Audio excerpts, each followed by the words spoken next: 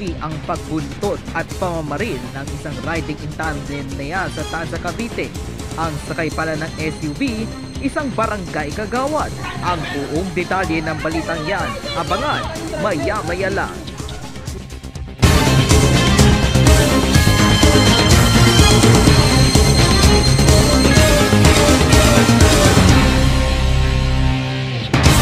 Pilipinas, magandang gabi. Narito na ang mga rumaratsyadang balita. Proklamasyon ngayon ng mga nanalong party list sa nakaraang eleksyon, pero dalawa sa mga nanalong party list ang hindi muna mapoproklama dahil sa nakabinbin nitong kaso. Para mabigyan tayo ng detalye patungkol dyan, makakausap natin sa linya ng telepono si DZRP Radio Reporter Maria Perez. Maria, ano-ano yung mga party list na hindi muna mapoproklama? Arnan Duterte Youth Party List at Bagong Henerasyon Party List.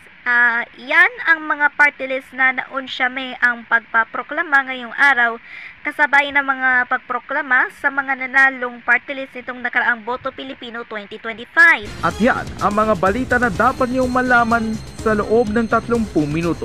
Para sa iba pang mga balita, mag-log on sa www.kbnnews.tv at mag-subscribe at mag-follow sa social media pages ng KBN News.